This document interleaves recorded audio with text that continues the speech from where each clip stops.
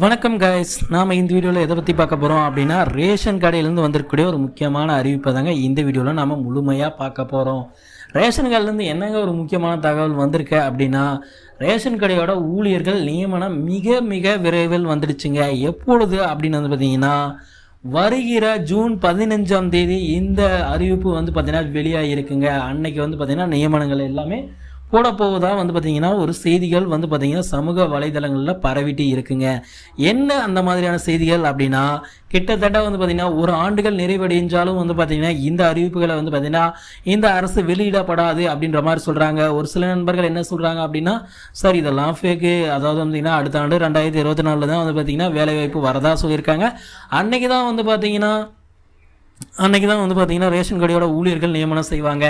அது வரைக்கும் இந்த மாதிரி நியூஸ் எல்லாம் நம்ப முடியாதுங்க அப்படின்ற மாதிரி சொல்லியிருக்காங்க. ரேஷன் கடையில் கண்டிப்பாக வந்து பார்த்திங்கன்னா இன்னும் 2 நாட்களில் வந்து பார்த்திங்கன்னா இந்த போஸ்டிங்கெல்லாம் போட வாய்ப்புகள் இருக்குங்க.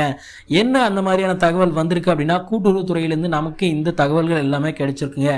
கூட்டுறவுத்துறையில் என்ன சொல்லியிருக்காங்க அப்படின்னா, தற்பொழுது வந்து பார்த்திங்கன்னா இதற்கான செலெக்ஷன் லிஸ்ட் எல்லாமே ரெடி பண்ணிட்டு இருக்காங்க அப்படின்னு சொல்லியிருக்காங்க. நிறைய நண்பர்கள் சொல்கிறாங்க செலெக்ஷன் லிஸ்ட்டும் இல்லை, மெரிட் லிஸ்ட்டும் இல்லை, இதெல்லாம் காசு கட்டி வாங்கிடுறாங்க, காசுக்கரம் வாங்கிக்கிறான் அப்படின்ற மாதிரி சொல்கிறாங்க.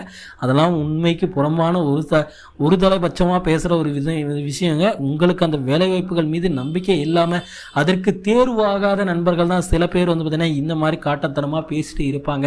உண்மையான தகவல் என்ன அப்படின்னா, உங்களுடைய மெரிட் லிஸ்ட்டே தாங்க செலெக்ஷன் லிஸ்ட்டாக மாறுது. நீங்கள் வந்து பார்த்திங்கன்னா மெரிட் லிஸ்ட் இருந்ததே உங்களோட 10ஆம் வகுப்பு 12ஆம் வகுப்பில் அதிக மதிப்பெண்கள் இருந்தது அப்படின்னா கண்டிப்பாக உங்களுக்கு அந்த பதவிகள் கிடைக்க வாய்ப்புகள் இருக்குங்க. நீங்கள் விற்பனையாளர்னா விற்பனையாளர், கட்டுனார்னா கட்டுனார்.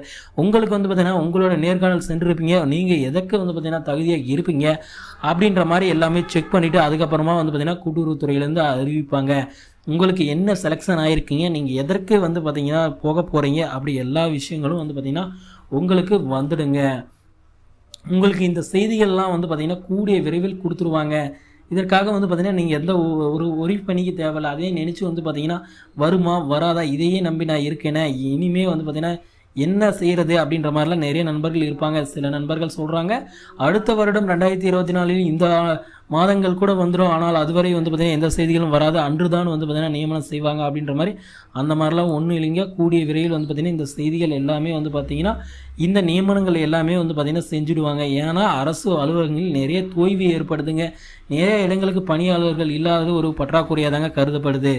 ஓகே ஃப்ரெண்ட்ஸ், வீடியோ உங்களுக்கு பிடிச்சிருக்கோம் அப்படின்னு நான் நம்புறேங்க. வீடியோ பிடிச்சிருந்தா நம்ம சேனலை சப்ஸ்கிரைப் பண்ணி பக்கத்துலேயே ஆல்னு ஒரு பட்டன் இருக்குது, அதையும் கிளிக் பண்ணி வச்சுக்கோங்க. அப்போ தான் நான் அடுத்தடுத்து போடக்கூடிய ஒவ்வொரு வீடியோவும் உங்கள் மொபைலுக்கு நோட்டிஃபிகேஷனாக வரும் ஃப்ரெண்ட்ஸ். தேங்க்யூ.